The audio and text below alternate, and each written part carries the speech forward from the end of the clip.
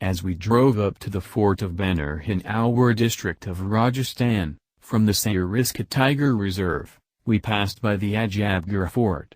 Since entry into Bhangarh is restricted after sunset, we were in a hurry. I didn't climb up the Ajabgarh fort, but I explored its base. A local lad grazing sheep told me that there was nothing that I would be able to see from below except the four walls. If I had known its significance in the destiny of the fort I was going to, I would have made more of an effort. The drive to Bhangarh fort was eerie. We passed through a village that was ostensibly inhabited. The main road was lined with the ruins of once beautiful havelis. Children were seated in front of intricately carved wooden doors that had large rusted locks.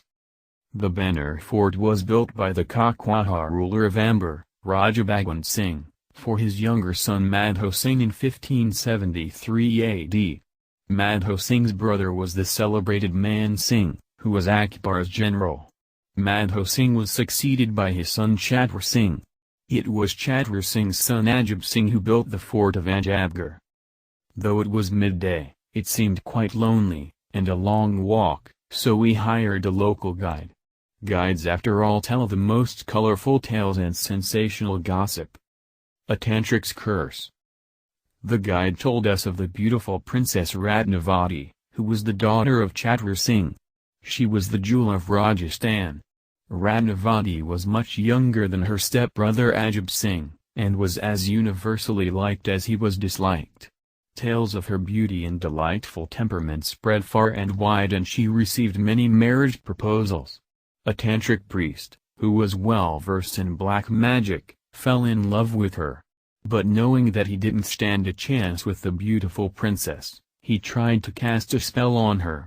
Seeing the princess maid buying perfume for her and the village, he cast a spell on it so that Ratnavati would fall in love with him.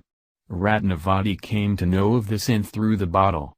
It turned into a boulder and hit the tantric.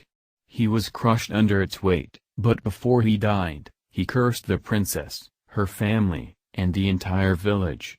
The next year, a battle was fought between the forces of Bhangarh and Ajabgarh, which led to the death of Ratnavati and most of the army.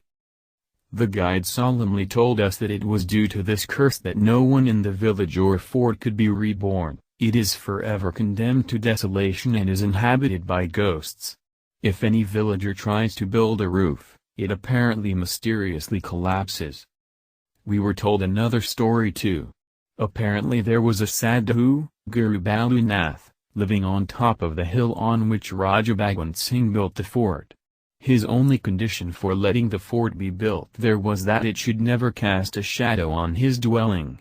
This condition was honored by all except Ajab Singh, who added columns to the fort that cast a shadow on the ascetic's house.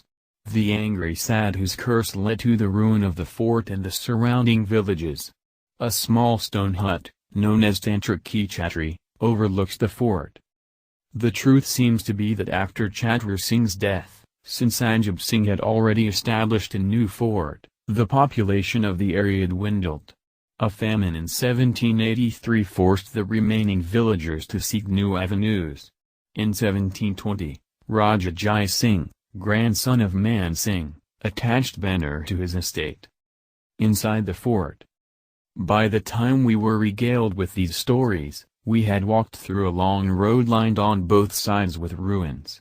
These were the Joy Bazaars, houses of dancing girls, Nakni Ki Havli, the guide said.